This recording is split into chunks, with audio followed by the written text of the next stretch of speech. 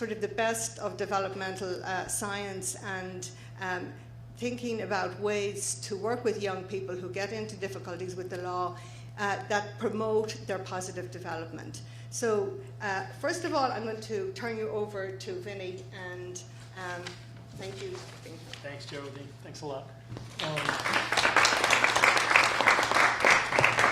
What's that? Oh, that's you.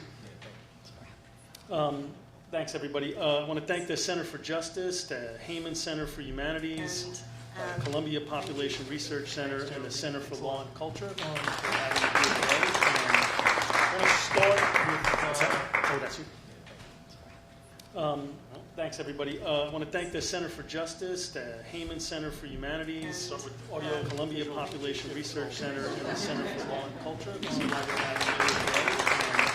I want to start with... What's that? Oh, that's you. Thanks, everybody. I want to thank the Center for Justice, the Heyman Center for Humanities, Columbia Population Research Center, and the Center for Law and Culture. So I'll start and kind of trace it to where we are today. I want to thank the Center for Justice, the Heyman Center for Humanities, Columbia Population Research on adults today. Getting a little into the emerging research in neurobiology, psychology, and life course criminology. Talk about what's going on in other jurisdictions, both in the US and around the country, and then get into a few policy recommendations before I turn it over to Karen, who's going to talk more about kind of what's happening in New York. So in 1899, a trio of founding mothers founded the first juvenile court in America in Chicago. And these were women of Hull House, which was a settlement house in the south side of Chicago. Jane Addams, Lucy Flower, and Julia Lathrop, and they were unabashedly progressive. They felt that young people were delinquent, mostly Irish, Polish kids of the time who were getting involved in the juvenile court, were delinquent because of the impact of the social factors around them, and they were going about trying to fix those social factors in a very large and profound way. So they, in some respects, were essentially inventing the legal concept of adolescence. They created compulsory education laws, child labor laws, open spaces in parks, and the juvenile court, which was an individualized court that separated kids from adults, separated them in court, changed the wording we used so that you don't get prosecuted, you get adjudicated. It's not the state of New York versus Schiraldi, it's In Re Vini, S, right? And if you are convicted, you get placed in a juvenile facility. It's a training school, and that is confidential and doesn't sort of stay with you for the rest of your life. And so much so that the word adolescence actually doesn't show up in the dictionary until 5 years after they invented juvenile court in 1904 was when you first find the actual word adolescence in the dictionary. And this caught on like wildfire. You think about it, the court was the same in its entire history, and then all of a sudden in 1899 they invented a new court specially for juveniles, and within 25 years all but one state had adopted a juvenile court and 16 foreign countries, and now it's hard to find a place without a juvenile court. And they did an awful lot right when they invented the juvenile court, but when it came time to picking the age, they picked based on custom and culture and the mores of the time, and so the various different states ranged from somewhere between 16 and 18 years old. In the late 20th century then, in the 80s and 90s, there was a pretty enormous get tough on crime movement. Most of us are more familiar with that on the adult side, but that was waging war on the juvenile side as well. And in the 90s particularly, every single state in the union changed their laws to make it tougher on kids. And most of that involved what was called adultification, where kids would be tried as adults more easily, either automatically for certain crimes, at the sole discretion of the prosecutor, or they'd be easier to house them with adults. A Princeton professor, John DiIulio, coined the phrase super predators, and he posited that these super predators, America's teenagers, were waiting to prey on America's public, and that that juvenile crime would be out of control. It's interesting because almost exactly when he did that, juvenile crime peaked and started to decline, but the damage was done. And in fact, so much so that one federal bill was called the Violent Youth Predator Act of 1996, and used a lot of John DiIulio's research, and amongst other things, it would have made it legal to put 13-year-olds in and above into adult prisons and jails.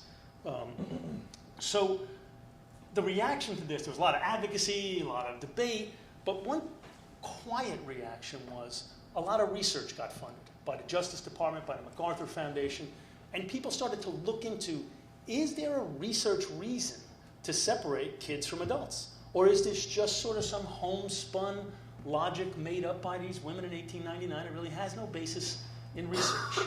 And so I'll summarize some of the research. I'll start with the life course research. In the 90s, a pair of researchers, Sampson and Laub, did some really, really good stuff that talked about the bridges that young people have to cross before they can achieve full maturity. And very often in the literature, this is called aging out of criminality or aging out of delinquency. And I think that's an unfortunate term, because it's not just about getting older, it's about getting older and achieving certain markers. And the two that Sampson and Laub found in their research were getting married, or stable marriage, and this was before there was a lot of cohabitation, so we don't really know whether cohabitation and marriage do the same thing to delinquent, particularly males, right, because they commit most of the delinquency, and getting a stable job. And this was with a data set of young men from the 50s and 60s. It was many thousands of young men about which they had a lot of background information. So it's mostly what they found were exclusively about males, but it also was before you needed a college degree to get a lot of jobs. So those are the bridges that you had to cross, and today's young people are crossing them at later and later dates, not because they're dumb or bad, but that's because society's evolved. So an example that I like is that when I was born, 45% of the people between the ages of 18 and 24 were married, and today only 9% are. And of those who are having children, there's a much higher chance that they'll be living separate from their children. And being married and taking care of your kids are something that really does help males matriculate out of delinquency. 27% of young African American men between the ages of 18 and 24 are disconnected. They used to be an unfortunate phrase, disconnected youth. That meant they were neither working nor in school, compared to only 20% in 1960. And that's a third increase. It's not just a 7% increase. It's a lot of young men who aren't connected to the kinds of things that are going to help them mature out of delinquency. Median earnings for non-college folks are down from $40,000 to $30,000 for whites, and $34,000 to $25,000 for young African Americans, and the unemployment rates are very high for non-college folks. And this prolonged transition to adulthood really taxes the ability of particularly young men, to sort of forego that immediate gratification, and it prolongs their reliance on peers and their family. So that was the life course criminology. And I know you're going to be talking about this, so I'll try not to screw it up. So I'll talk a little about the research in neurobiology and developmental psychology. The part of the brain that modulates pleasure-seeking develops more quickly than the part supporting self-control, kind of gives impulsivity a head start over restraint. The research shows that adolescents are less able to regulate their own behavior, particularly in emotionally charged contexts, that they're more sensitive to external influences like peer pressure. They're greater risk takers, particularly around peers. They're less able to make judgments impacting the future, less future-oriented. This is particularly true of youth who have suffered brain trauma. Half of the adolescents entering Rikers Island report having suffered traumatic brain injury. And when you sort of add that package up together, young adults developmentally, young people in the ages of 18 to 25, resemble juveniles developmentally more than they resemble fully mature adults. So in some respects, if you believe that we should have a juvenile justice system that separates juveniles from the rest of the adult population. And if you believe the research into psychology and neurobiology and life course criminology, that young adults are more similar to adolescents than they are to fully mature adults, then we ought to be having some level of protections that impact young adults more similar to what happens to juveniles. It's a time of great risk but great opportunity. Used to be believed that after you were a toddler, the plasticity of the brain sort of peaked there, enormous brain activity that then sort of began a gradual downward slide, but now there's a belief that there's a sort of new moment of brain plasticity in adolescence. So there's an opportunity there during that time to sort of mold and shape. But there's risks. There's nationally, young adults make up about 13% of the population, 21% of prison admissions, 30% of arrests. 78% of young adults are rearrested within 3 years of release from prison. That's the highest of any age cohort. 4 in 10 adult violent felony arrests in New York involve young adults. And once they're arrested, they get rearrested very quickly and frequently. Nearly 4 in 10 young adults leaving Rikers are rearrested in a year. That's 3 times the rate of those over age 30. So that's not good news. Relatively few people, however, start their felony career. If you're ever going to have a felony career, very few people start it after age 25. Most age out by 25. So that's really super good news. So we can get in there and keep people from having a felony conviction, keep people from getting into the kind of deep trouble that young people can sometimes get into at that age, then we really have done something that could change the course of their entire life. And then African American young adult males are 9 to 10 times more likely to be incarcerated than young whites of the same age. And it's an area where it's hard to shock people anymore. The rate of all black males being incarcerated, all black males are incarcerated at 6 to 7 times the rate of whites. So that's substantially higher as a percentage. So all this stuff has been brewing. And a lot of the really good research, the neurobiology, life course criminology, developmental psychology research has come from the United States, but a lot more of the policy innovation has come from overseas and using our research and innovating more. But I think that may be about to change. So Florida, Michigan, and New York State all have variations on a youthful offender law where you can get tried and convicted as a young adult, different ages in different states. Michigan just upped it to 23 this year. In New York, it's 16 through 18, but Governor Cuomo's commission that Karen's boss, Cy Vance, sat on recommended upping it to 21. You can get adjudicated during those age times, so up to 23 in Michigan, and it doesn't count as a felony conviction or a misdemeanor conviction. So you can forever go to law school, go to med school, get an apartment, get a college loan, and you can check the box, I've never been convicted of a felony. Maine has a facility that includes young men ages 18 to 25, and it was started by Commissioner Pont, who's now in New York City, and he's going to start a similar facility. I'll talk about it on the next page. And something that was really sort of spectacular lately was Governor Daniel Malloy in Connecticut recently proposed to raise the age of family court in Connecticut from 18 to 21. Now, if we went back a decade ago, the age of family court in Connecticut back then was 16.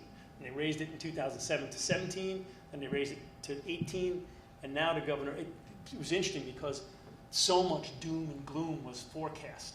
Kids are going to be running the streets and committing crimes, the courts are going to be overwhelmed, juvenile facilities were going to be overwhelmed, and none of that happened. The number of kids in the Connecticut training schools is the lowest it's ever been. The number of kids in the adult system who are tried as adults, because people had predicted, well, once you do this, more kids will get tried as adults. The number of kids in their state, one state prison for juveniles is at the lowest it's ever been. And so based on that, the governor said, well, I think we can raise it even further. So this year, it's likely that in California, Washington, Illinois, Vermont, Connecticut, and in New York City, which Karen will talk about later, there will be some major major young adult either legislation or policy and practice. Cities and counties. San Francisco has really three things going on that are very interesting. A decade plus ago, they passed a ballot initiative that carved out a portion of their city's budget every year to specifically go to young people. They had set the age limit at 18 for that. This year, that came up for renewal, that ballot initiative, so they had to pass a new ballot initiative, and in doing so, they upped it to 24.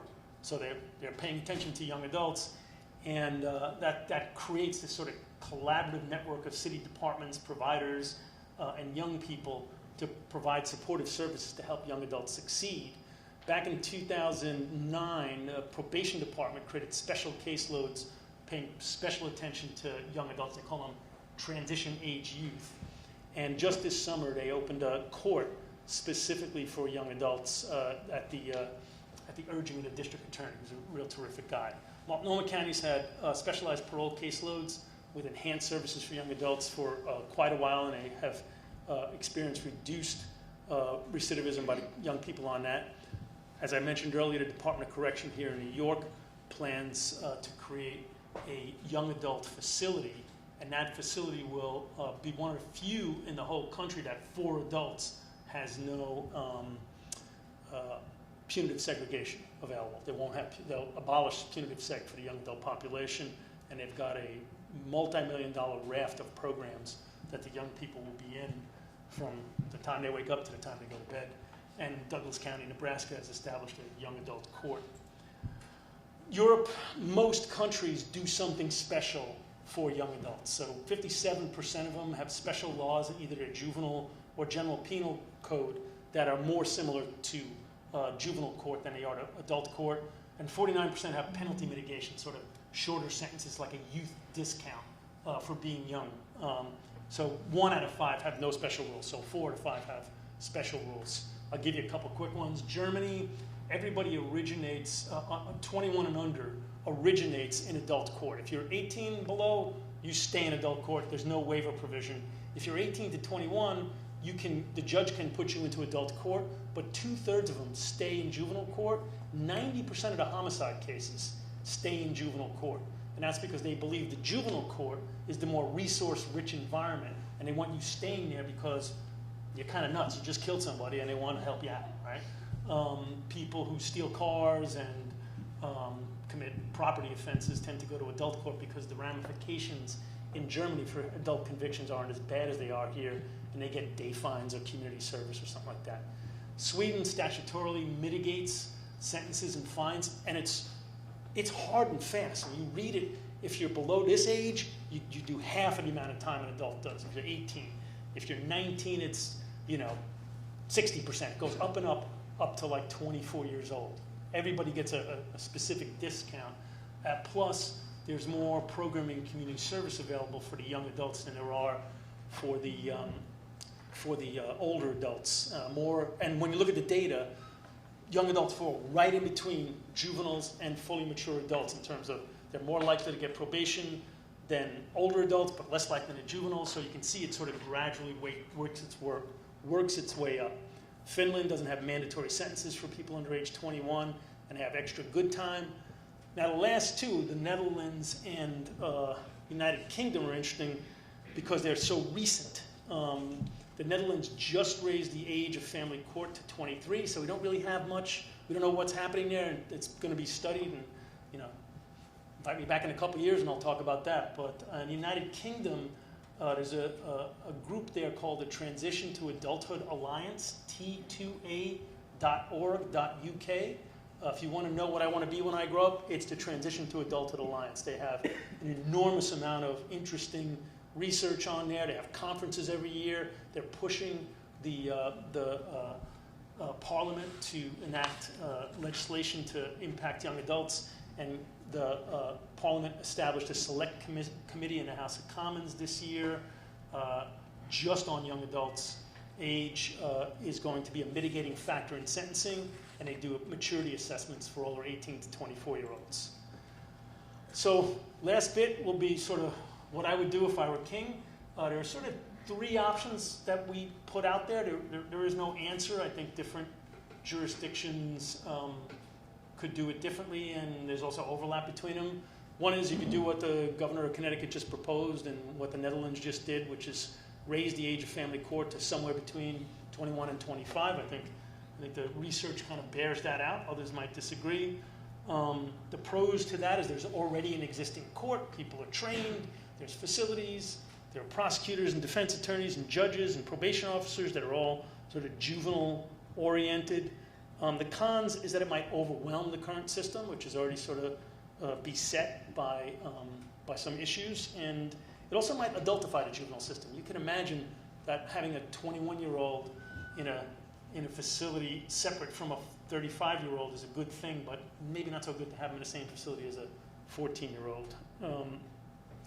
Create a third system, basically recognize that people between the ages of 18 and 25, they're not quite struggling with the same stuff a 14-year-old is, but they're also clearly different from what I just talked about than 30-year-olds and older, fully mature adults.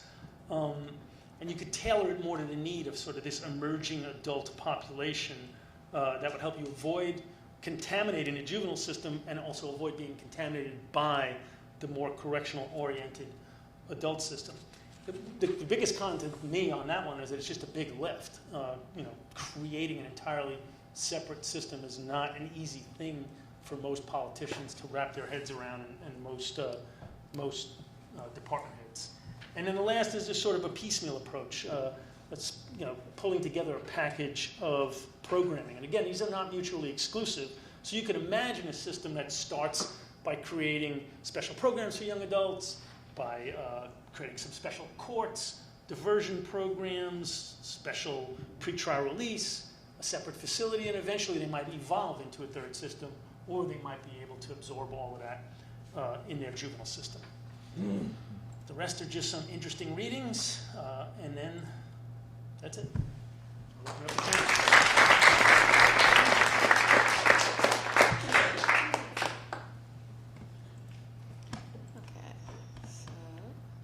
Find my presentation.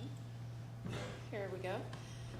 So I come from a slightly different perspective than Vinny, because mine is purely from a practitioner perspective and sort of what we've seen when we go to court every day and when we prosecute individuals. I will say I agree with everything Vinny has said. From a what we see perspective, the only thing I will add is I want to prevent young people from getting to us in the first place. I think whether they are in adult court or juvenile court, in some ways it's not too late, but we've gotten there too late. And my hope is that we can look and see where there are warning signs even before that, whether it's in schools or other areas. As I always say, put us out of business, because once you get to us, and when I say us, I mean the criminal justice system, whether it's juvenile or adult, the options that are available aren't pretty. And also, there have been many, many opportunities that have been missed, in my opinion, to intervene sooner. And the young person is acting out in ways that now, in some ways, I think the system re-traumatizes or traumatizes them even more. I know that as a prosecutor, it must be strange to hear me say that, but that's really how I feel. I think the system can traumatize you no matter what you no matter what services you give. So that would be my ultimate, if I were queen, when or princess or whatever, that's what I would do. I would figure out even earlier than when you step into the doors of the various juvenile or criminal justice systems. And I believe there are warning signs that show that there could be some intervention. But let's talk a little bit about, once you've missed all those opportunities and the person has somehow found themselves coming to the criminal justice system. So our court system is, hold on, how do I go backward? I don't know how to go backward. It's previous slide. The other one, yeah. There we go. So I'm just talking about Manhattan right now, not New York City. In Manhattan, we're one of the busiest courts for adult and juvenile crime in the nation. So the Manhattan District Attorney's Office, this one little island, handles over 100,000 cases every single year. 20,000 of them roughly are felonies, 80,000 are misdemeanors and violations, and about 60% are disposed of at arraignment. So they get arrested, you get arraigned within 24 hours, and 60% of those cases are gone and done with. So about 40,000 cases survive arraignment. Almost all felonies survive arraignment. So that just gives you the context in which we live as prosecutors. I've been a prosecutor on and off for 23 years. I've prosecuted generations of people, so their grandparents, parents, and now their kids, and it's heartbreaking. It's absolutely heartbreaking, and you just see the cycle of violence and of incarceration in our criminal justice system. We have families who, the same family is in our office because one child was murdered and then their other child is incarcerated. And those families are victimized twice because they've lost two children. It's just a matter of where they've lost them to. We also, overwhelmingly, and again, this is supported by research, but go down to criminal court and you sit in arraignments, and by and large, it's young men of color over and over and over and over again. And those are the people who are being prosecuted. As far as what cases come to us, all cases committed by people who are 16 and older. So once you're 16, if you commit a crime, whether it could be a violation, a misdemeanor, or a felony, it comes to my office, the Manhattan DA's office. And we are only one of 2 states in this whole country who still prosecute 16 and 17-year-olds as adults. So in some ways, we're the most progressive place, and in other ways, we're not so progressive. Cy Vance has advocated for many years to change the law in this area, but for now, this is where we are. So we're not waiting for the law to change. Instead, we're changing our practice, and we have been for years, and I'll get to that in a minute. But hopefully, ultimately, the law will change to recognize what the science that we know to be true. Just to give you, again, a little bit of context, between 2010 and July 2015, 27,000 defendants were 16. We prosecuted 27,000 16 and 17-year-olds with a rate of about 4,900 a year. But just to show you that we're trying to change things, when Cy Vance took office in 2010, that year we prosecuted almost 6,000, so 5,943 16 and 17-year-olds. And last year, that number went down almost by 2,000 to 4,054. So we're doing as much as we can to divert people and prosecute less in the adult system, and we're hopefully still taking that number away. As far as felonies, the top felony charges for youth cases, so 16 and 17-year-olds, are robbery, grand larceny, assault, and drugs. Top misdemeanor charges are shoplifting, fare beat, marijuana, possession, and assault. And in 2014, almost half the cases were disposed of with what's called an ACD, or adjournment in contemplation of dismissal.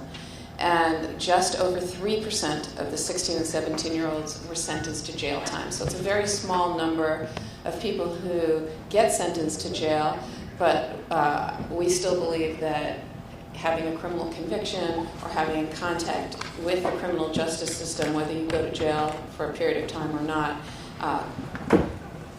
can be detrimental. Some of the young adult initiatives before I get to the initiatives, I'm going to talk a little bit about resources and money.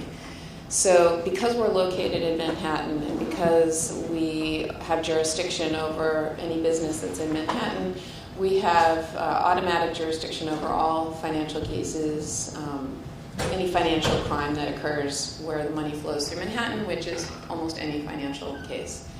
And our office has a very big white-collar crime division. As a result, sometimes when those cases settle, you get what's known as asset forfeiture dollars, or or settlement dollars. And we have made a concerted effort to prosecute white-collar crime very significantly. And in the last few years, we have essentially gotten a windfall of non-taxpayer dollars. So these are bad guy dollars. And Cy Vance has said, I want to use this money to be transformative. So this is a tool that's available to law enforcement across the country. When you prosecute a drug dealer and you get drug proceeds, for example, you can use those dollars to buy bulletproof vests or buy police cars or guns or whatever traditionally law enforcement does with those types of dollars. And that's, I think, what the law typically, when people think of that type of money, that's what people think about. Cy Vance brought billions of dollars to the city and state. I think the state got $3 billion, the city got several $1 billion, just money that went to them to be spent on infrastructure and whatever. But our office, by applying the formula in the law, ended up with about $800 million to spend. And rather than squandering it on things like bullets and other necessary things, but rather than buying pencil sharpeners and the things that we need as prosecutors and police officers, Cy Vance said, I want to use that money to be transformative in the criminal justice system. And so we're working with Vinnie and with the mayor's office to come up with sort of a soup to nuts transformative criminal justice policy solutions. We've partnered with CUNY and with other smart people who know how to do this, and many of us who practice in the field feel like this is a wonderful once-in-a-lifetime opportunity so that we can really have resources that can be put towards some of the programs and some of the initiatives that we know can work. So I was on a call today with Vinnie and some other people from the city brainstorming and talking about sort of some of the areas that we want to partner, some of the priorities we want to partner with the city. And of course, young adult initiatives are a significant part of that. So I say that as a context because not only are we saying that we want to do it, and not only are we doing certain things, we're also pouring a ton of money into these areas. And in fact, the District Attorney Vance has identified about $250 million of the $800 million that he's devoting toward crime prevention to reentry services. So everything from birth to reentry, if you will, and everything in between to try and prevent crime before it happens and add legitimacy and fairness to the system. And we want to be transformative. And so that's what we're trying to accomplish here. One of the programs that we are very proud of is, we call it Saturday Night Lights. It's when Mr. Vance came into office in 2010, he learned that one of the complaints in the community was that there's no place for kids to occupy themselves on nights and weekends. And those were the times we were seeing were the highest crime times. Those were the times when kids were out either becoming victims of crime or committing crimes. And so we now are funding 10 agencies that provide 16 programs in 14 locations where we are basically just turning on the lights, opening gyms, and providing state-of-the-art training, basketball and others, volleyball, soccer, tennis, and dance. I mean, this is truly what if you were paying for it in the private sector world and you hired the best coaches, that's what we have hired, and we are putting them in these programs. And so kids want to come, they want to show up because they know it's the real deal. And and if you need new basketball courts or new, I don't play sports, whatever the ground is called that you put the basketball on, the court, whatever. That kind of stuff. No, so we do the structure, we provide the services. We've also come in and we also provide tutoring, and there's social workers, and we just want to get people in the door. And as of June 2015, over 5,100 kids have been coached. So it's pretty great, ages 11 to 18. And it's been a very positive way to just hopefully keep kids, give them other things to do. We also created an adolescent youth part in 2012. This is for misdemeanors, so it's a specialized court part for 16 and 17-year-olds. All misdemeanors except domestic violence or sex crimes go there, but then I found out that we make a lot of exceptions. So like if a brother and sister get into a fight and one hurts the other, that normally will go there. So it's just typically, we don't presumptively put those cases there, but a lot get sent there. And it focuses on rehabilitation versus punitive measures. It begins with a youth assessment by a social worker. The dispositions generally involve counseling sessions, and we work with the youth to prevent them from getting criminal records. The cases usually end in an adjournment and contemplation of dismissal, or an ACD, which is an ultimate dismissal. And the courts have a specially trained judge. The court meets in the afternoon so that the children or the kids don't miss school, so they can go to school and not sit in court all day. And so far we have gone, let's see, 2,210 individuals have gone through the part since it opened, and 1,361 have received the services at arraignment, and 849 after arraignment. So even if you plead guilty in arraignment and you're 16 and 17-year-old, you will get the services as well. So our hope is to make it so that you never come back and give you services as opposed to a punishment. And so our goal, again, is don't ever come back. And so we're going to be expanding this to 18, 19, and 20-year-olds. So again, this is just policy. It's not a law change. It's something that we have control over and we can do. Project Reset is a program that we started last year. This is a precinct diversion program. We started it small. We're expanding Manhattan-wide shortly. And it's for first arrest 16 and 17-year-olds charged with nonviolent misdemeanors. What happens is you get a desk appearance ticket, so you never get put through the system. You never have to spend the night in jail, any of that. You get a desk appearance ticket and with a long adjourn date. And in that interim, we contact your lawyer, the lawyer contacts you, and typically what ends up happening is the young person never gets a counseling session, occasionally a little bit of community service, but mostly counseling. Sometimes they get referred to the teen court where they get adjudicated by their peers. It's really just a peer court that we have at the Harlem Community Justice Center. And ultimately what ends up happening, if the young person participates in this one-day program, they never have to go to court. We dismiss the case. So it's a pure diversion part from the precinct.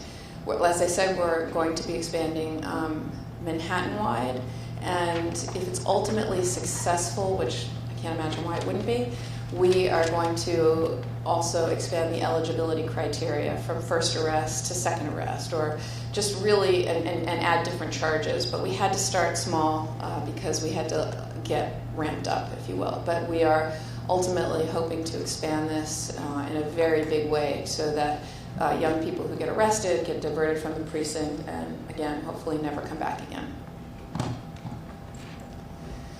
Clean slate was something we actually just did this weekend.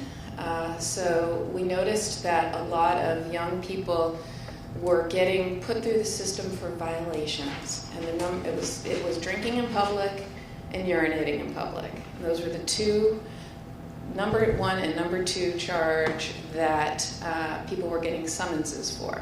Those two charges, it's up to the police whether they get a summons or they get put through the system.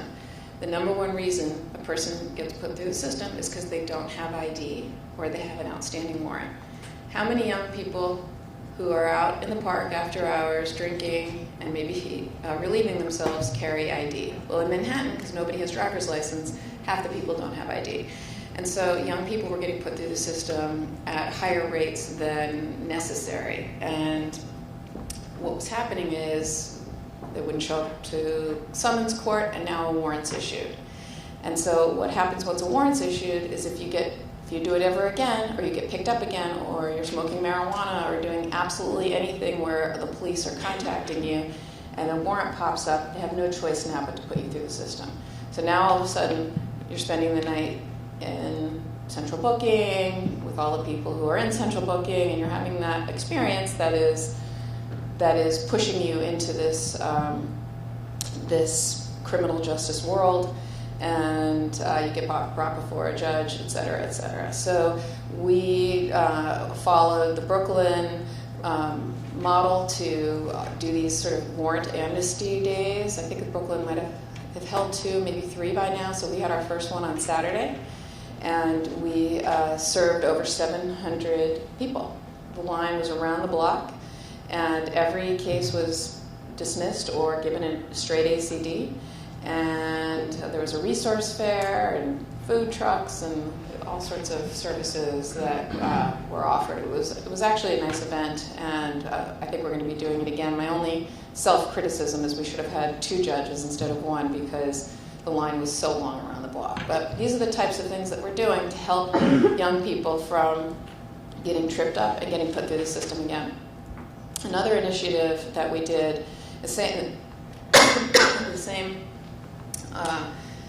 along the same lines of the police stopping a young person who doesn't have ID. Thank you so much.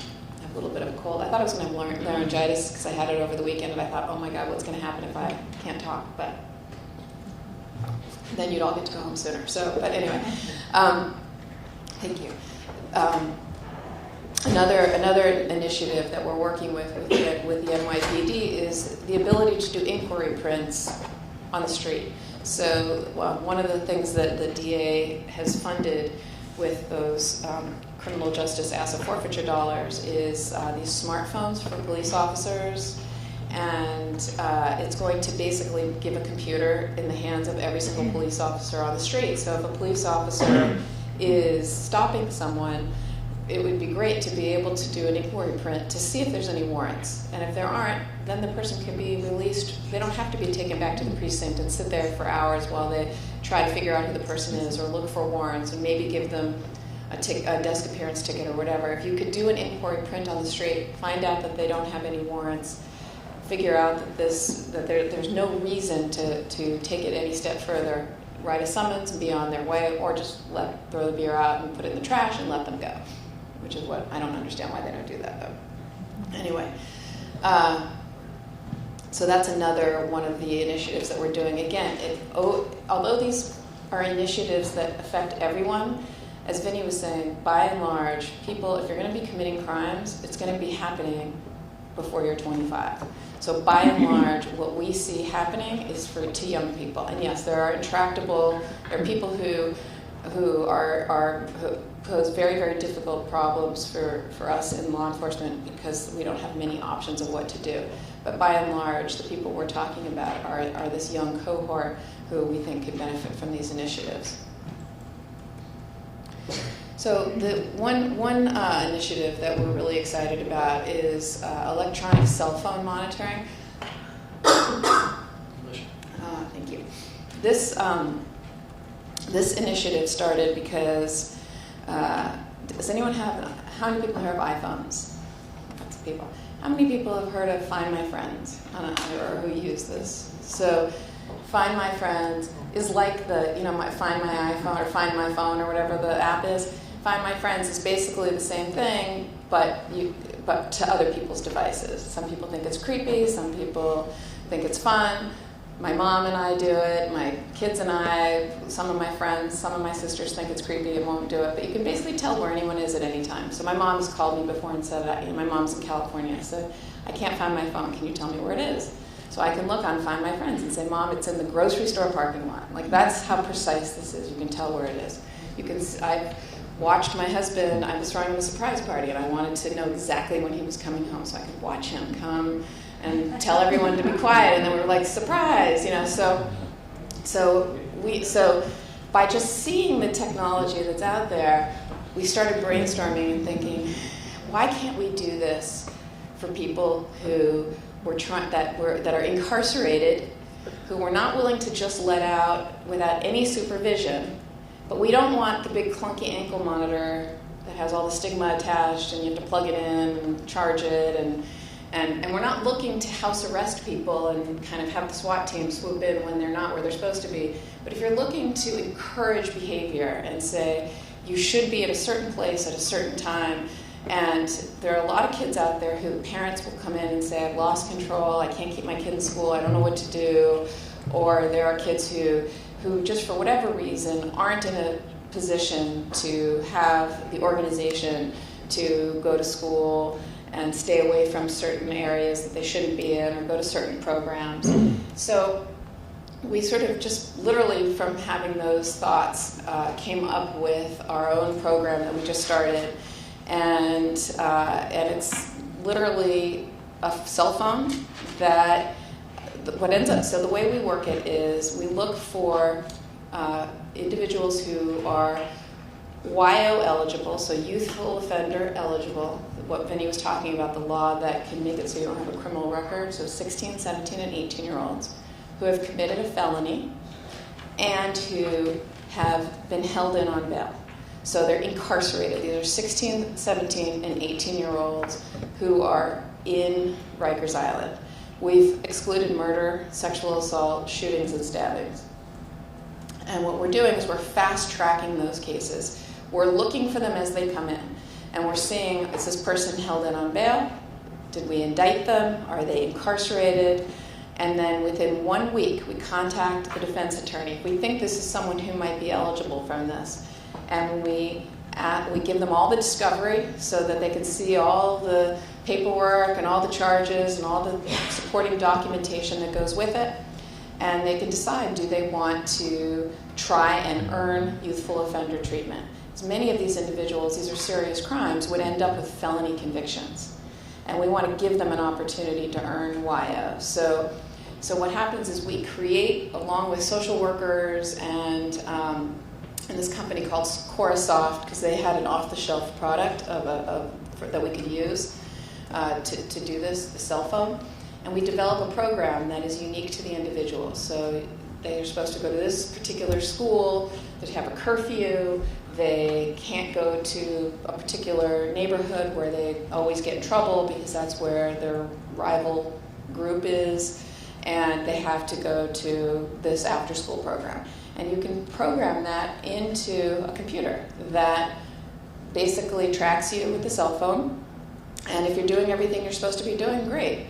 If you're not, like, so if your little dots don't go from home to school between 8 and 9 o'clock in the morning, little bell goes off. And so a person picks up the phone and calls the young person and says, hey, you're not in school. And they say, oh, sorry, I overslept, or I slept through my alarm. I say, okay, get out of bed and go. And then the person records it, and we all can see it. But the young person goes to school, and all's good. I mean, that's sort of expected that there's going to be some of these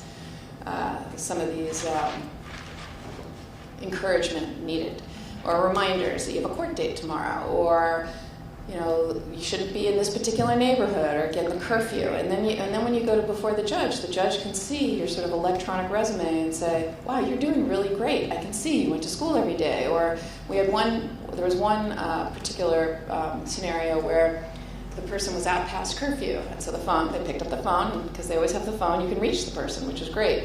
And reached the young person, and they said, hey, you're out past curfew. And they said, well, my younger sibling was sick. I had to go to the pharmacy for my mom. Here's a picture of the medicine. I took a picture, sent it to them. I mean, it's all, okay, great. Get home as soon as you can. I mean, it's all sort of a back and forth. And it's really giving young people an opportunity to not be in Rikers Island, and instead to do the right thing and earn this youthful offender treatment. But just, this might sound a little bit uncomfortable to some of you, but these are kids who otherwise would have been sitting in Rikers Island due to the nature of their crime or crimes, and some of them have multiple cases, and so far they've all been violent crimes. So these are individuals, and one of the individuals is having a rough time right now. It's difficult, but we're doing everything we can to support this person and not penalize them. And so when we see that they're having a hard time, one of the individuals right now got suspended for violence in school. And rather than rushing in and arresting them, we're doing everything we can to support them and try and help them. But some of these individuals are tricky, which is why I go back to my original statement that I want to get them even younger whenever the problem started. But once they're there, we're doing everything we can and looking for more services to try and give them. So this is one that's just starting. We're very much in the beginning phases of it. We don't have a giant population of people, but we're working on increasing it. A few more initiatives that we're doing. I told the police department that about 6 months ago, I said, starting January 1st, 2016, we're not going to prosecute violations anymore. And this morning we actually got the proposed operations order, so it's actually happening, which is great. And that's going to remove, just in Manhattan, 12,000 violations from the system. So again, mostly young people are going to be now in the summons part, which is non-criminal, and just away from the criminal justice system, which is good. We're also, the city, the mayor's office is significantly expanding supervised release. So again, instead of being held at Rikers, this is a supervised release type of program where they're going to be given services and monitoring, et cetera, so that you're not at Rikers Island, and that's starting shortly. There's some legislative changes that DA Vance has called for. One is decriminalization of marijuana. We think that will make a big difference in terms of young people getting arrested, raising the age of 16 and 17-year-olds to go to family court so we can be in line with the rest of the country. And then, of course, bail reform is another area that I could talk about for all night, but I won't bore you with the details because I think I've way gone over my time. But there's lots and lots of exciting things happening, and as I said, hopefully we can put us out of business.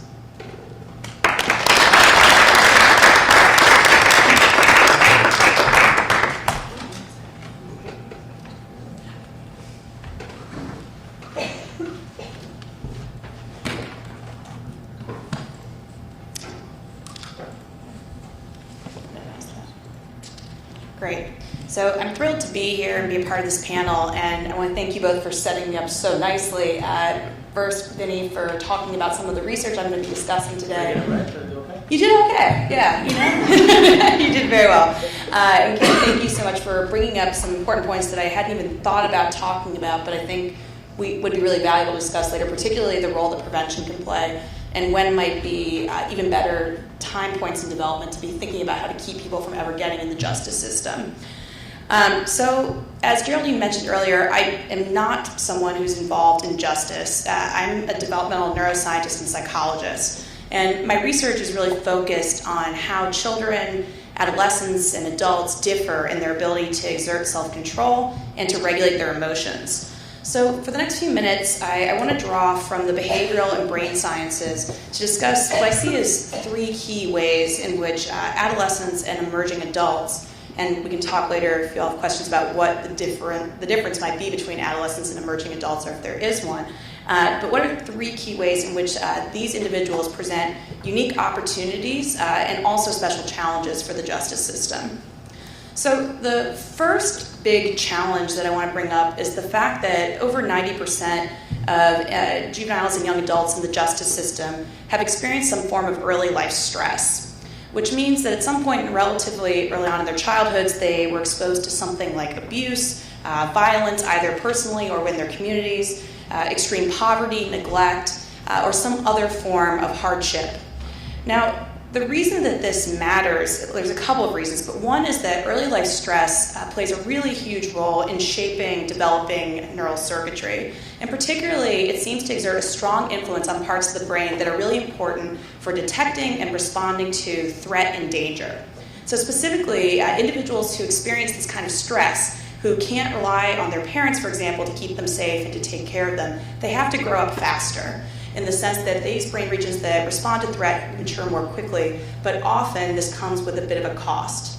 And that cost is that by virtue of having to devote so many resources to maintaining vigilance and to trying to survive, they don't get the opportunity to thrive in the same way. They don't have sort of leftover resources that allow them to develop other skills because they're often so focused on just trying to keep themselves safe. So one of the reasons this is so relevant to us is that individuals who've experienced early life stress are at a greater risk for a host of long-term negative outcomes, including stunted cognitive development. We often see this in the form of lower IQ scores and learning disabilities, also mental illness and antisocial behavior. But I don't want to paint this as an entirely bleak picture, because there's also incredible variability between people and how they respond to early life stress. And while we don't have all the answers as to why some people respond to this by flourishing and other people really crumble, one thing we know matters a lot is whether you go on to experience other really extreme stressors beyond what you experienced in early childhood. And so an example of a really extreme stressor that we know can be incredibly problematic for people who have experienced early life stress is incarceration and some of the other kinds of experiences that are associated with the traditional sort of experience of going through receiving punitive measures in the justice system. So if you want to use a medical kind of metaphor for this, putting somebody who's experienced early life stress through the process of being incarcerated could be something akin to having someone who sprained their ankle and telling them that they have to run a marathon rather than receiving physical therapy. So you can think pretty clearly about what might be the more adaptive or the more useful approach for someone who's already got this vulnerability for how to set them on the right course versus how you might imagine them having a worse outcome. So this poses a challenge, but I think it also poses a great opportunity. And that's because the justice system really has the chance to right the course, or at least not worsen the trajectories for a lot of individuals who are in the system who have experienced early life stress, both by limiting their exposure to additional stressors and also by increasing their exposure to more positive experiences, including providing them with strong role models, with more productive and good peer groups that are going to encourage better behaviors, as well as educational and vocational training. So the second main challenge that I want to talk about, and this is one that was touched on briefly, is the fact that we humans take an incredibly long time to grow up, much longer than any other species. And it's not that we just take a long time to grow up, a long time to grow up in all domains. For example, your vision is fully mature within the first year of life, but what takes forever is our ability to really become human. That is, brain regions like the prefrontal cortex that support language, our ability to plan for the future, to think about complicated social problems, and to really be able to control our impulses, that brain region takes the absolute longest to develop, well into your early to mid-20s. So one of the real challenges that this poses then is that this relative immaturity makes it harder for adolescents and young adults to consistently make good decisions. So if we think about this protracted development, it can seem like a major disadvantage, but it also does pose significant advantages.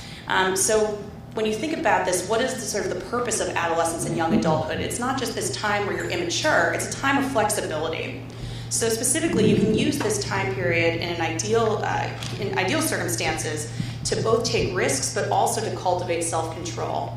And then under, again, ideal circumstances, these two kind of drives, the tension between them, can lead to young adults establishing romantic relationships, to establishing independence, to starting to cultivate their professional interests, and also to form their identity. But this is a really delicate process. This process that's occurring during adolescence and young adulthood. So brain pathways and behaviors that first emerge during adolescence and adulthood can be thought of as something like dirt roads. You can travel on a dirt road when the weather is good without any problem, but when a storm comes in, the road can become treacherous very quickly. The same is true when you look at the way that adolescents and young adults can perform on tasks when they're in ideal circumstances. So if you ask an adolescent what the right decision is to make when they're not under stress, when they're in a distraction-free environment, they often can perform just as well as adults can about saying what the relative risks are associated with doing X, Y, or Z. Where the problems come in is when they're under stress, when they're in the presence of their peers, or when emotions run high. Suddenly, these really delicate brain pathways and these new behaviors can be disrupted very easily. So as a result, when trying to think about how to really classify people in this late adolescent and young adult phase, do we think of them as being more like children or more like adults? The kind of frustrating answer, but I think the truest one, is usually it depends on the context. So somebody in that age range could be thought of as being very adult-like in some circumstances, and indeed for certain kinds of behaviors and cognitions. But in other circumstances, such as when they're surrounded by their peers, when they're angry, when they've been rejected, you're going to see someone behave in a way that's more akin to what you'd see with a child. So This, of course, is a major challenge, but again, I think it poses a great opportunity to the fact that we humans take so long to develop. And that's because when you're still having brain regions that are developing, that means that they're more amenable to change.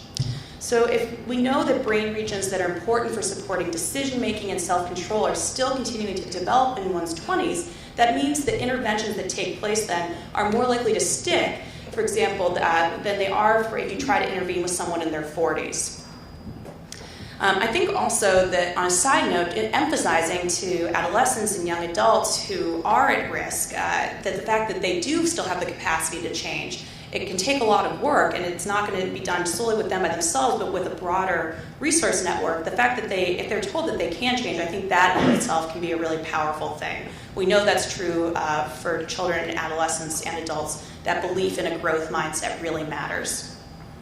So the final, and I think actually the most important thing that I want to touch on today, the most important challenge that we can face when thinking about adolescents and young adults, is the fact that they're very sensitive to social influences.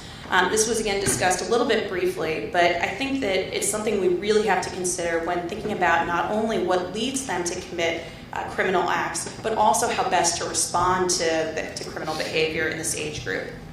So we know from extensive research in psychology and neuroscience that risky behavior is influenced by peers in a disproportionate way during adolescence and in young adulthood. So one particularly striking example of this is some research that's been done by Jason Chine and Larry Steinberg using a simulated driving task. And so in these studies, they've shown that adolescents perform just as well as adults do on a simulated driving task. They're just as safe as drivers when they're alone.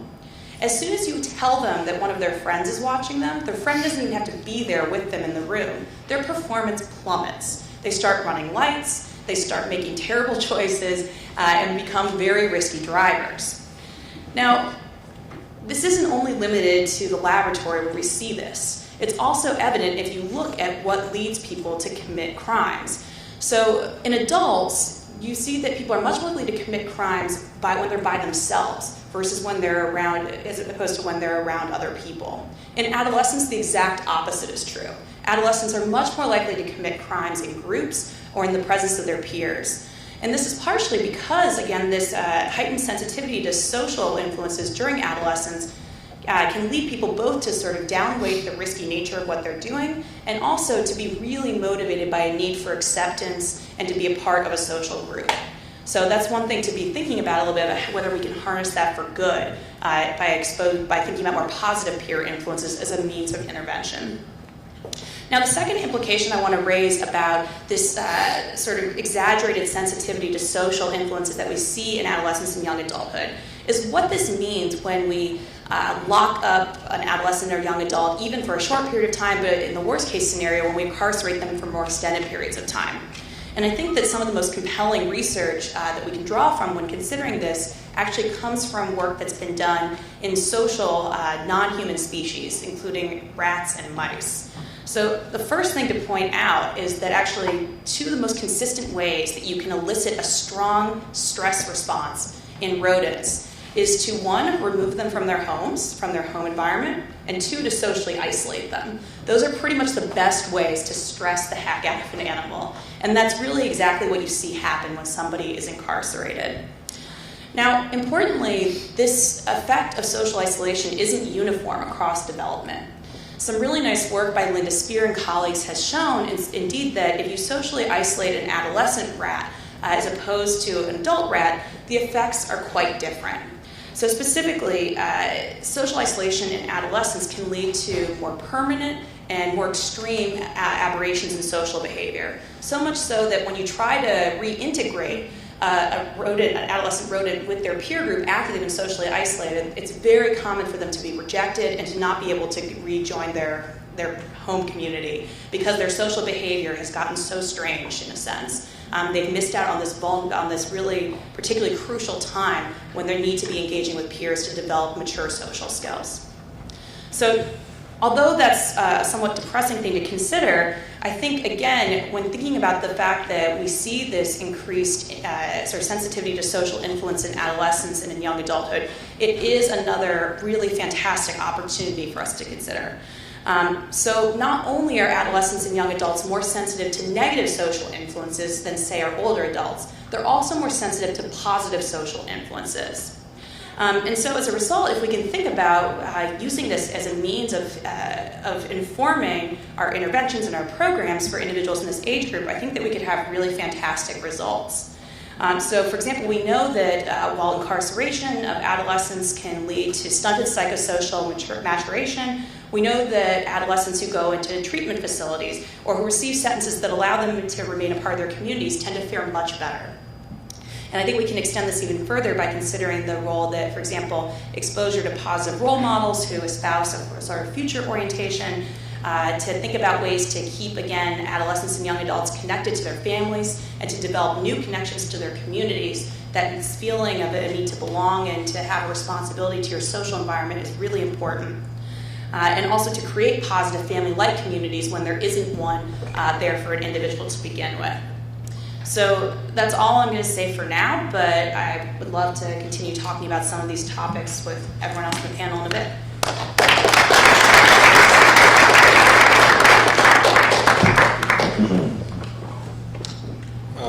I don't know what to say. She stole everything I was going to say. No, seriously. You told me to go first. I shouldn't have. I'm serious. So I'm here more so for my experience than my research. I was 18 when I was first incarcerated, and I was sentenced to 69 to 150 years.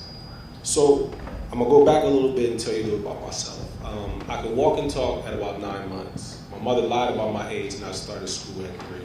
I won a math contest in like the 5th grade. I won a speech contest in like the 7th or 8th grade. Learning always came easy for me.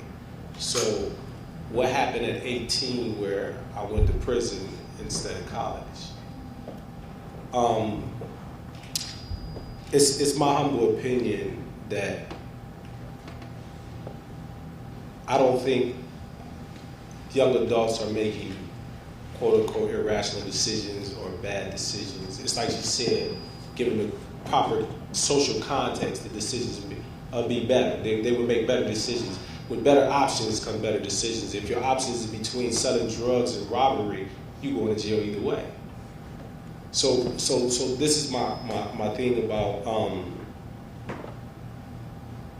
the how we frame the actions of young adults. If we frame them in the sense that they're irrational, then we begin to focus our solution on helping them make better decisions, instead of the fact that they're making adult decisions and with underdeveloped minds, and they're in social contexts that need to be changed. We focus all of our solutions on the individual instead of the society or the environment that they're in. They didn't create the environment that they're in. They grew up in it, so they have to deal with it and adjust with it. And there's a lot of, like she said, there's a lot of stress that you grow up with. And so in my neighborhood, most of my role models were drug dealers. My father was a drug dealer, so most of my role models were drug dealers and gang members. So when you have these role models and things as options for you, then your decision making is limited with those within that context. And like the skipping forward to being in prison at 18, the only mandatory rehabilitation that they have for a person under 21 is that he has to go to school. That's it. Other than that, you fend for yourself, and you are influenced by a lot of the older adults in there, and most of them have developed a mindset on how do you just get by, and it starts when you're in your neighborhood. You focus so much on surviving that your options for your attention is solely focused on that. And another thing I wanted to focus on and talk about is the nexus between our educational system and our prison system, because they go there before they go to our prison system. And although I probably was one of the smartest kids in the classroom, nothing in the curriculum interests me.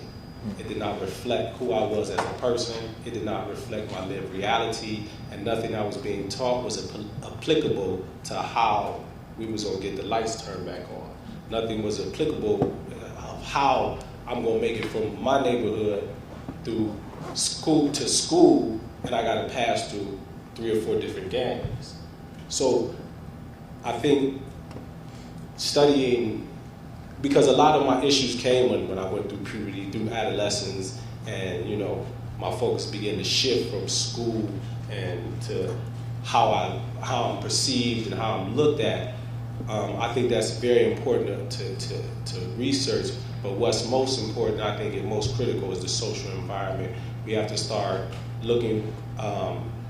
We have to start looking at structural issues that create poverty, that have young African American males growing up in these environments. And I think like a lot of the solutions also need to focus specifically on race.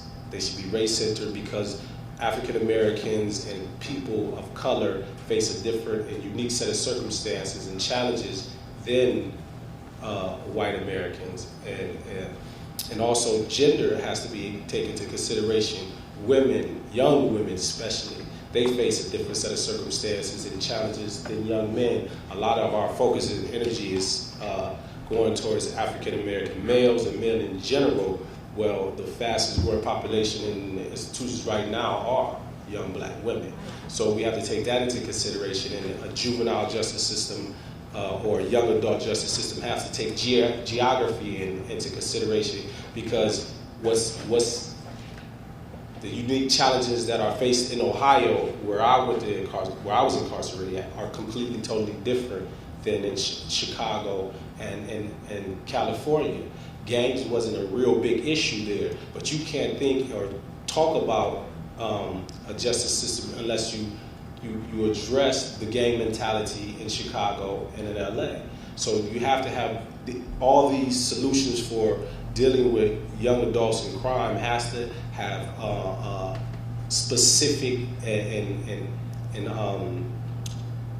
trying to think of the word, like it has to cater to individuals and geography. Also, one of the things I think, because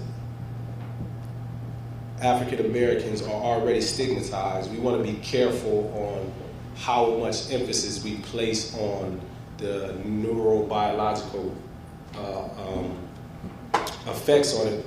If we look at the beginning of the 19th century and the end of the 18th century, the 20th century and the 19th century, scientific racism was real big at that time.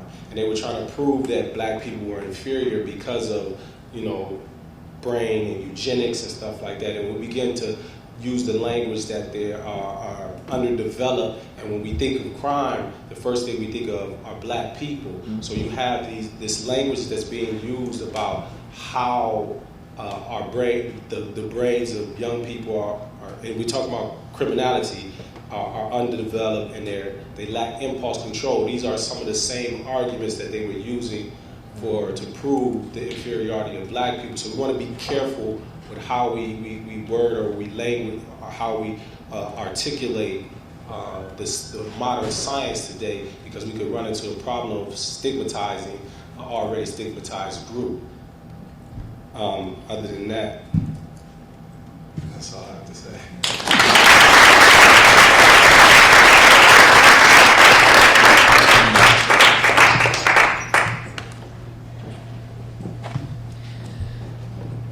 I want to thank, first of all, our panelists for really wonderful, interesting information and insights. So I just wanted to have another moment to thank Vinny, Karen, Richard, and Jennifer for sharing your knowledge and personal experience. I also just want to quickly thank and acknowledge Kathy Boudin, Geraldine Downey, Cameron Rasmussen for organizing this event. I think this is a really important conversation to be having, and we're in a tremendously turbulent and dynamic moment right now when it comes to issues of the justice system. So I'm only, because of time, and I want to make sure we get questions and discussion from all of you, I'm just going to be very brief and say that, so I work, as Geraldine had mentioned earlier, at the Correctional Association. We were actually founded in 1844, and we have a legislative mandate from 1846 that permits us to go into the New York State prisons to inspect and monitor the conditions and report our findings to the public. We don't have the same access to the youth system, but we do work advocating for changing policies to promote community-based responses and reduction of incarceration and detention of young people, and also to empower and support system-involved youth. One campaign that I want to just throw into this conversation that I was pleased to see mentioned by you, Karen, is that we have been working really hard to raise the age of criminal responsibility in New York State. And I think it's really important as we talk about a young adult justice system and the current juvenile justice system and reforms, to just really emphasize that while it's great, as Vinny points out, that there is a youthful offender law, there are still many ways we are behind, that we are one of 2 states where automatically, and there's no exception here, we prosecute all 16 and 17-year-olds, no matter the severity of the crime, as adults. As we've heard from our presentations, there are serious, dire consequences to that. And also, I just want to raise that there are for certain crimes, 13, 14, and 15-year-olds in the state are also treated as adults. So the adultification that Vinny was talking about has happened, that we're trying to change, is still very much present in New York State. I was really pleased to hear you provide a nice bridge to just the brief remarks I'm going to make, Richard, because what we know from working in the Correctional Association as a monitor of the system, as advocates, is that the vast majority of youth, young adults that are impacted are, as our other speakers have also pointed out, youth of color, primarily African American and Latina and Latino. And I think, one thing that there's exciting thinking going on around a young adult justice system that has a lot of promise. And I also want to raise, what I think are things that we need to really take into account and be cautious of as we think about how to design and redesign and sort of transform a system. There was a recent article in the Marshall Project that showed that the latest statistics from the Office of Juvenile Justice Detention Delinquency Prevention found that despite a decrease, so there's been a lot of work done, as Vinny said, to reform some of the really broken policies that we put into place in the 80s and 90s, that despite decrease in overall number of children in detention, which is due to some of these reform efforts, racial disparity has actually worsened. So in 2003, just to give the context, black youth were 3.7 times as likely as white youth to be incarcerated. And in 2013, this grew to 4.3 times as likely, even as we're incarcerating less children. In 2003, there were more white youth incarcerated than black youth. And when I read that in the article, I was really, I had to stop for a moment because I've been so used to the fact that, I think Vinny was even saying, it's not even shocking anymore that we all just sort of accept that the majority of kids and adults in the system are youth of color. That actually wasn't true in 2003, but starting in 2006 and up, the reverse has been true, that there are certainly more black youth incarcerated than white youth.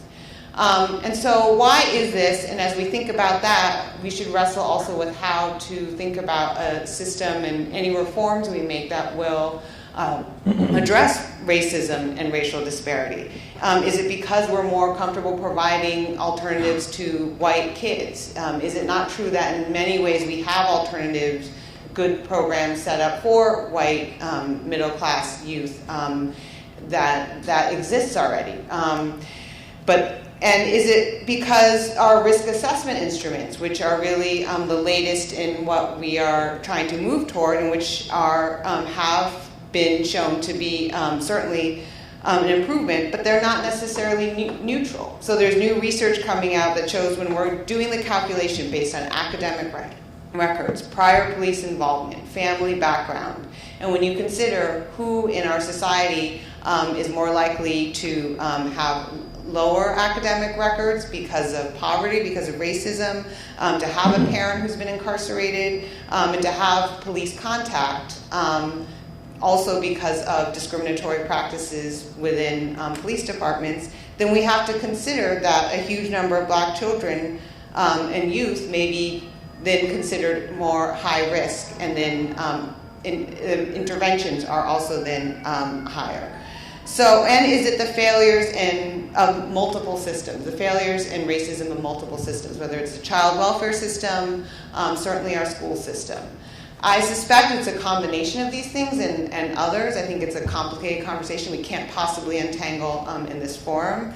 But my main point is that I want to bring out in this conversation about using brain science as a tool, and it is absolutely an important tool to start to shift the conversation and to really educate people about what young people need and what our responsibility to them is in terms of humane and developmentally appropriate treatment, but to really think about the racism that is embedded in all of our systems, and that how do we take that into account as we look to make these reforms. And I guess that is a question I would be interested in hearing a little bit more about from our panelists, but also I'll do that first to see if anyone has some thoughts, but then I also want to open the floor up.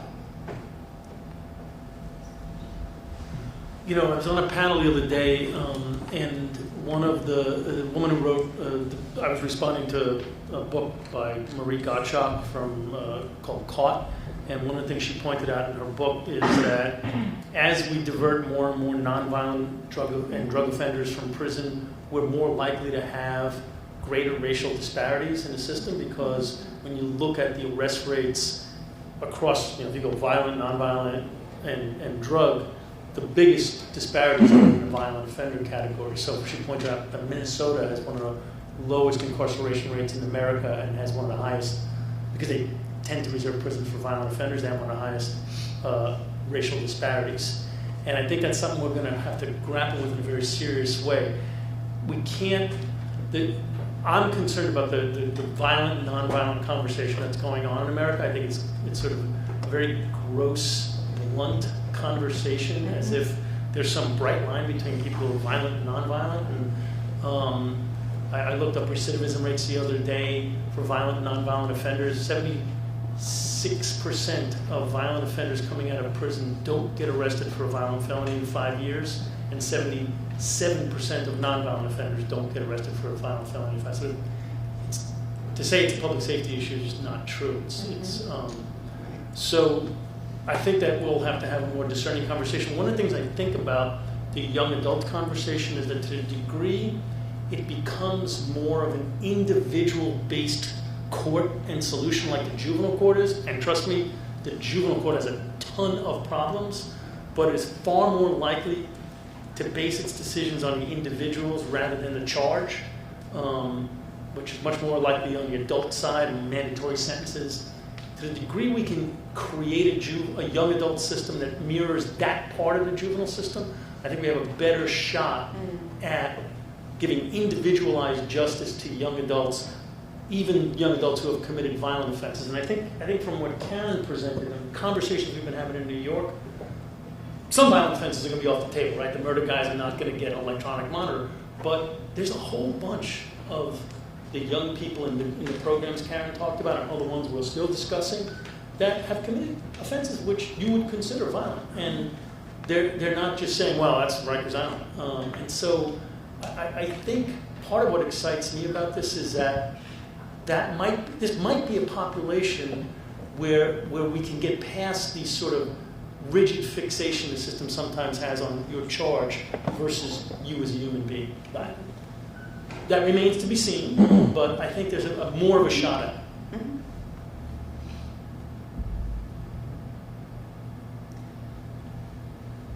Yes, and actually before we go into taking questions, which we really want to hear from all of you, I just wanted to add a note. We are a little bit short on time, and in the interest of getting as many folks' questions in as possible, I just want to ask that people be mindful of that.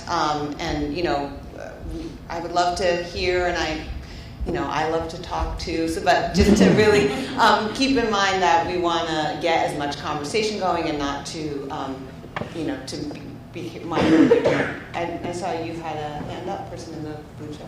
Yes, Ben Trent from Sociology. I have a comment and a question. The comment has to do with this tension that I see in how we're treating young adults. On the one hand, we are hearing that we want to raise the age limit and try to treat them as children for as long as we could, which in spirit I completely agree with. On the other hand, we hear people complaining about the fact that our children are growing up too quickly. That in every single way, they are adults and they want to make adult decisions, although biologically and maybe psychologically they're not quite ready to do so. And we see this on college campuses. We see this in how we treat our undergraduate students. We treat them as kids that are being sheltered, or basically young adults with responsibility and agency. So I wondered how you want to reflect on that fundamental tension. And my question has to do with intervention. And very quickly, 3 different points. One, mental health is a very big issue, and I want to hear more about the 80s Office initiatives in terms of how much mental health is a big part of what we can do for these young minority disadvantaged population. Secondly, I think racism is a very big part of it, and I wondered whether or not we could, in our thinking about intervention, raise awareness around these issues at every single stage of the process. And I think one footnote to this is the fact that most of us in this room are probably familiar with the racial disparities we all talked about. But when we think about the racism in the larger American society beyond New York City, beyond this campus, I think it's a much bigger structural issue that ought to be talked about and tackled systematically. So I'll leave it at that. Okay, thank you. So, as the mother of 2 18-year-olds, I say we fight back the notion that they get to make their own decisions and that they have anything worthwhile to say. No, I'm kidding. So, I think there are different things that bring young people to the criminal justice system. One is the important one that Richard spoke about sort of environment and kind of what your role models are and who you're around. But I think as you point out, there's also a large component of people in the juvenile and adult criminal justice system who struggle with mental health issues or also have undiagnosed or untreated learning disabilities. My understanding is 80% of kids in the juvenile justice system have undiagnosed learning disabilities. And I'm the mother of 3 kids. One has a learning disability and one has a mental health problem. And I see firsthand what it's like to raise children with both of those issues. I also see the huge disparity between what's available to my children and what's available to children who come from families who don't have the resources that we have.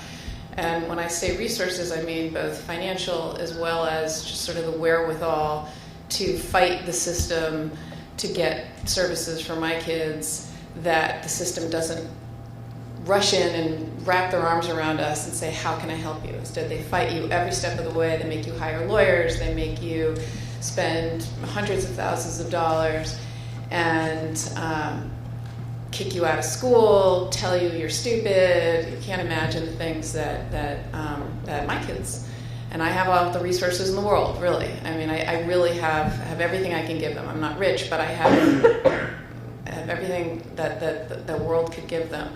And I watch what they struggle through and how hard it is for them and for us. And I think to myself, and I watch also, it's a very white world. We all go to the same doctors, we all go to the same lawyers, we all, the the schools that they go to and the services that they're offered. It's all sort of a particular lane that you're in. And then I go to work every day, and I see kids with the exact same issues, the exact same problems, who weren't offered the same services or given the same opportunities. And I'm not surprised, frankly, given different services, that the outcomes are different for different kids. And I'm not talking about the kids that you were talking about, Richard, and sort of the kids that, I'm talking about kids specifically with mental health issues or learning disabilities, as you point out. So my personal mission is to recreate the private sector world and the public sector world. So, because there's some really good services out there, and they're expensive, and there's no reason why we can't, we have the money, why we can't recreate it. So, and it's no secret, I tell everybody who will listen that this is what we're trying to do. And so, for example, I recently had a family member in inpatient rehab facility, and it was the gold standard. Celebrity kids go there, whatever. The inpatient rehab for addiction gold standard is 30, 60, or 90 days. Yet the criminal justice system that I'm a part of, for years and years and years and years and years, we insist on 18 months. Why is that? What is that disparity? And we stand up there like parrots, just spewing the same thing that people told us to say, because that's the way it's always been. So we're bringing people up from these private facilities, these amazing facilities, and they're educating us, and they're teaching us, and they're telling us, this is how you do it, this is the gold standard, this is how we make it happen, and this is how you start to bridge the gap.